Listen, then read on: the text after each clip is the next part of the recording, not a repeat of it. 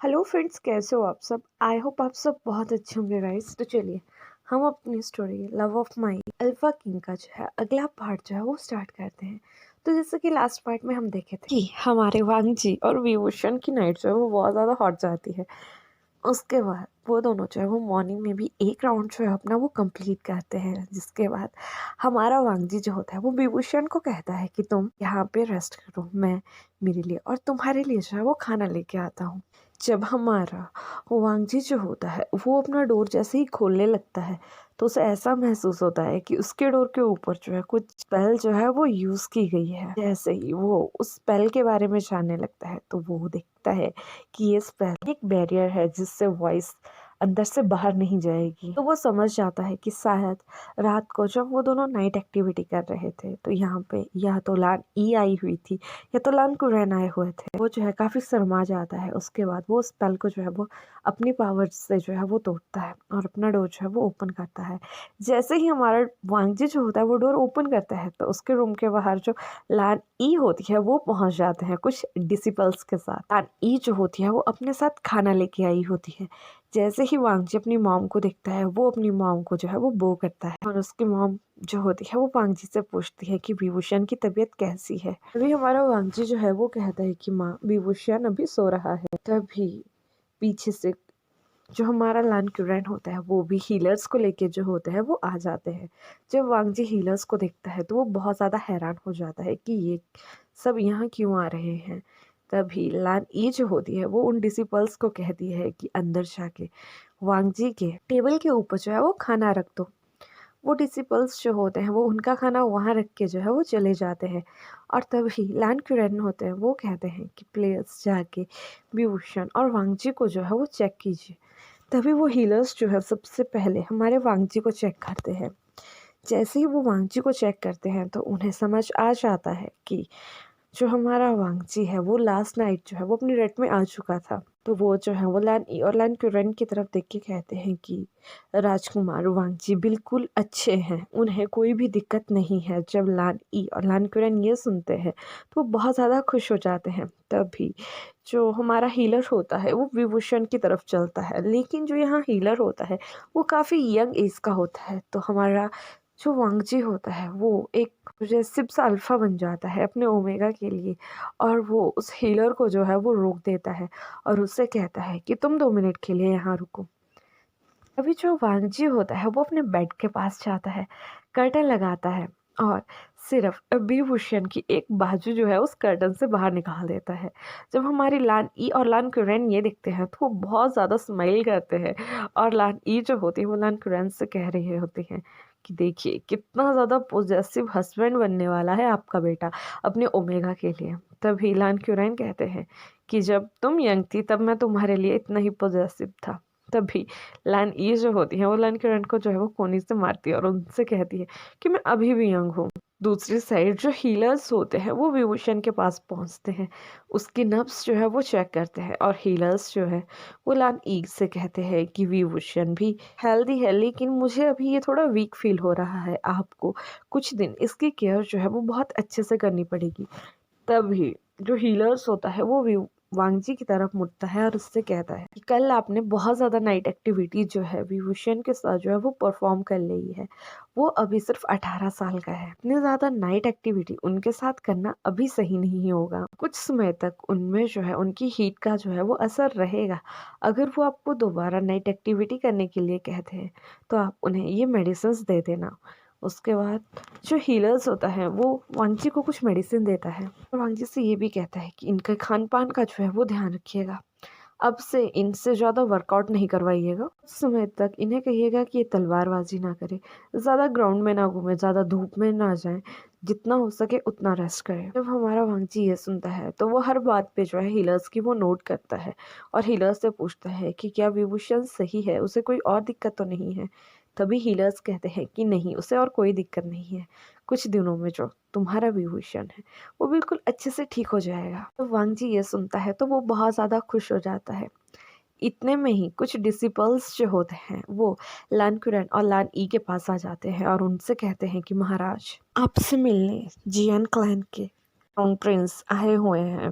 जब लान कुरैन जो है वो ये सुनते हैं तो वो उन डिसिपल से कहते हैं कि उन्हें बिठाइए, मैं और लान ई जो है वो आ रहे हैं। उसके बाद जो लान कुरैन होते हैं वो वांग जी से कहते हैं कि वांग जी तुम भी वुशियन के साथ यहीं रुको, अगर वहाँ कुछ काम होगा तो मैं तुम्हें बुला लूँगा। तभी वांग जी कहता है ठीक है फादर, और तभी लान ई कहती है कि जैसे ही विभूषण की नींद खुले उसे खाना खिला देना। तभी वांग जी अगेन नोट करता है और उससे कहता है ठीक है मदर, मैं खिला दूंगा। उसके बाद जो लान ई और लान कुरैन होते हैं वो जिंगसी से जो है वो बाहर चले जाते हैं और वांग जी जो है वो विभूषण की तरफ मुड़ता है। जो हाथ उसका हिलन ने पकड़ा होता है उस हाथ को क्लीन करता है और विभूषण को जो है अच्छे से सुला देता है। वहीं दूसरी साइड जो लान ई और लान कुरैन होते हैं वो अपने दरबार में जो हॉल होता है वहाँ पहुँच जाते हैं। तो जैसे ही वो देखते हैं कि जयनचंग वहाँ खड़ा हुआ है और जयनचंग को वो दोनों जो है वहाँ खड़े हो जाते हैं। जब उसके बाद जो हमारा जयनचंग है वो उन दोनों को बो करता है और लानी और लान कुरैन भी उसे जो है वो बो करते हैं। तभी जयनचंग कहता है कि महाराज मैं जियांग क्लैन का क्राउन प्रिंस या फ्यूचर क्लैन लीडर हूँ, आप मेरा नमस्कार स्वीकार कीजिए। तभी लान कुरैन से कहते हैं कि बेटा तुम हमारे बेटे की उम्र के हो, तुम फॉर्मल वे में मुझसे बात कर सकते हो, इतना ज़्यादा अच्छा नहीं लगता बच्चों के मुंह से। तभी जो होता है वो जियांग चंग होता है वो सोचता है कि ओ माय गॉड लान कुरैन और लान ई कितने ओपन माइंडेड है। तभी जो हमारा जियांग चंग होता है वो उनके पास एक उत्तर देता है, मतलब वो उनके शादी का कार्ड देता है जिसमें चेंग और मिंग याओ की शादी का जो होता है वो प्रस्ताव होता है। फिर चेंग जो होता है वो उनसे कहता है कि सरदार आप सू एम्पायर के महाराजा और महारानी हैं, मैं आपको सपरिवार अपनी शादी में जो है वो आमंत्रित करता हूँ। पिताजी चाहते थे कि मैं स्वयं आके आपको यहाँ आमंत्रित करूँ, इसीलिए मैं आज आपको आमंत्रित करने आया हूँ।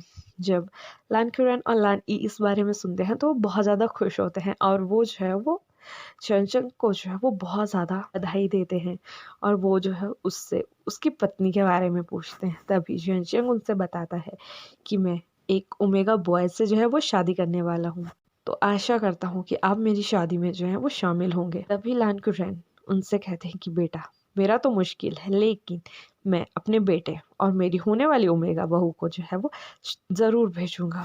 ये सुनने के बाद जो हमारा जयनचंग होता है वो बहुत ज़्यादा प्रसन्न हो जाता है और अगेन जो होता है वो लान कुरैन को बो करता है। तभी लान कुरैन जो होते हैं वो अपने डिसिपल्स से कहते हैं आज के दिन इनके यहाँ रुकने का जो है वो बंदोबस्त किया जाए, इनके लिए खाना मंगवाया जाए और इन्हें दिया जाए। तभी जयनचंग जो होते हैं वो मना कर देते हैं और वो उनसे कहते हैं कि नहीं कल कुरैन मैं अभी क्लैन में जो है वो वहाँ भी मुझे जाना है। तभी जो कुरैन होते हैं वो कहते हैं कि ठीक है, लेकिन तुम्हें हमारे साथ खाना खाने के लिए रुकना पड़ेगा। तभी हमारा जयनचंग जो होता है वो ये बात उनकी मान जाता है और उसके बाद जयनचंग लान कुरैन और लान ई जो होते हैं वो पे तीनों मिलके जो है वो खाना खाते हैं। जब वो तीनों खाना खा रहे होते हैं तो कहीं से शी भी जो होती है वो उछलती हुई वहाँ पहुँच जाती है। इसी हमारा जयनचंग जो होता है वो शी को देखता है तो वो उसे देख के उसकी सुंदरता पे जो है वो मोहित हो जाता है, सोचता है कि ओ माय गॉड इतनी सुंदर। तभी जयनचंग जो होता है वो लान कुरैन से पूछता है कि ये लड़की क्या आपकी बेटी है? तभी लान कुरैन कहते हैं कि हाँ ये मेरी बेटी है। तभी जो जयनचंग होता है वो कहता है कि अगर आप बुरा ना माने तो मैं अपने भाई का रिश्ता जो है वो शी के लिए देना चाहता हूँ। तभी लान कुरैन कहते हैं तुम्हारे ब्रदर? तभी जियांगचंग जो होता है वो कहता है कि हाँ मेरे ब्रदर का नाम जो है वो जियांग सुजुए है, वो मेरा छोटा भाई है, हम उसके लिए जो है वो लड़की तलाश रहे हैं और मुझे लगता है कि आपकी बेटी उसके लिए बहुत ज़्यादा परफेक्ट रहेगी।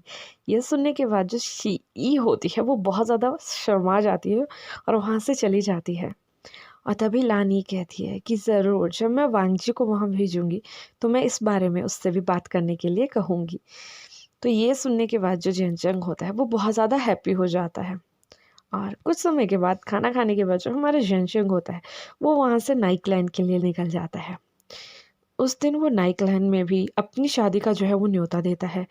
उस रात वो वहीं रुकता है और उसके बाद अगले दिन जो होता है वो अपने क्लैन में जो है वो वापस आ जाता है। वहीं दूसरी साइड जो हमारे लांसीचर और मिया मिया होते हैं उनकी फर्स्ट नाइट का टाइम जो होता है वो होता है क्योंकि आज हमारे लांसिशन को जो है वो बहुत ज़्यादा हॉट फील हो रहा था। तो लांसिशन जो है वो समझ जाते हैं कि उनकी हीट पीरियड का साइकिल जो है वो आने वाला है। मिया मिया को भी उनकी सुगंध जो थी वो आ रही थी। मिया मिया जो है वो उसकी लांसिशन की ओमेगा सेंट से ना बहुत ज़्यादा अट्रैक्ट होती है और वो जो होती है वो लांसिशन के काफ़ी नज़दीक जो है वो चली जाती है और वो लांसिशन से कहती है कि क्या आप कुछ अनकंफर्टेबल फील कर रहे हैं। तभी लांसिशन कहते हैं कि हाँ मिया मिया, मुझे बहुत ज़्यादा अनकंफर्टेबल सा फील हो रहा है, क्या तुम वहाँ वक्त से मेरी मेडिसिन ला सकती हो।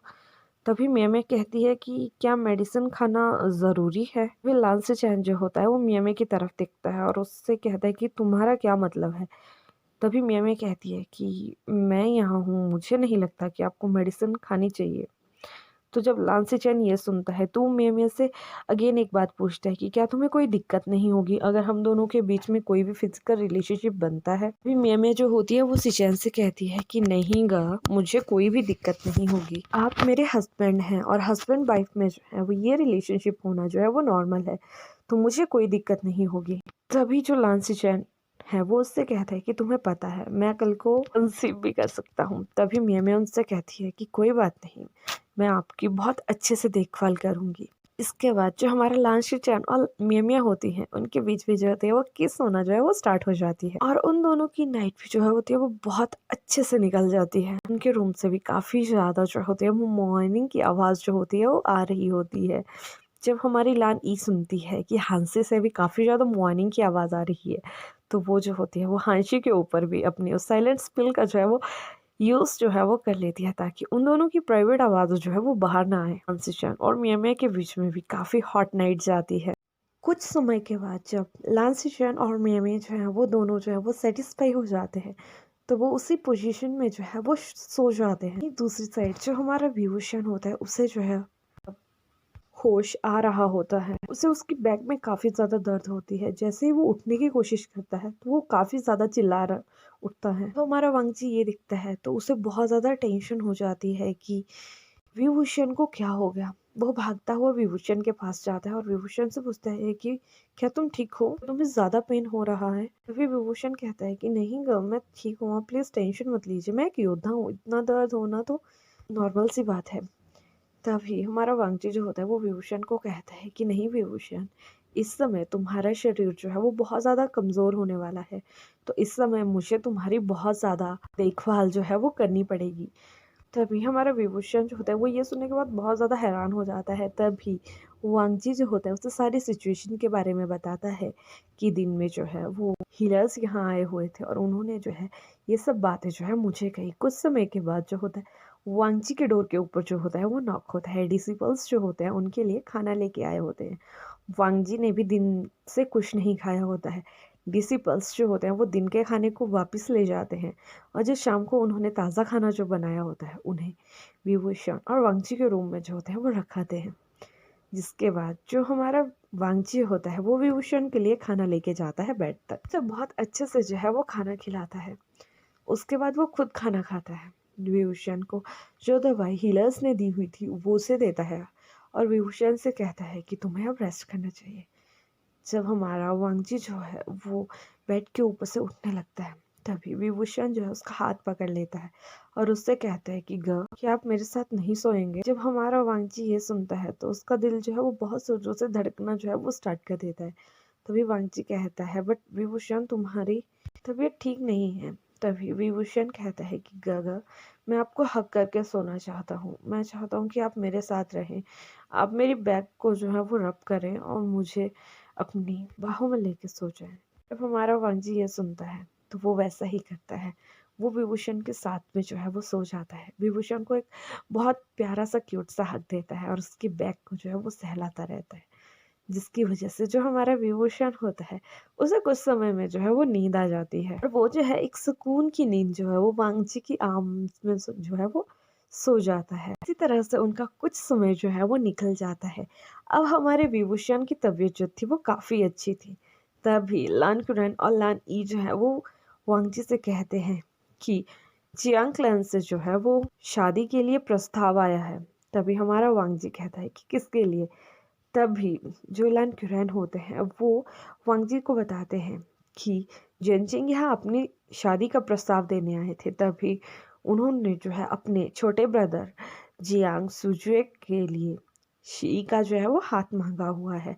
जब वांग जी ये सुनता है तो वो अपने फादर को बताता है कि फादर, सुजुए जो है वो बहुत अच्छा लड़का है, वो एक बहुत सुलझा हुआ कल्टीवेटर है।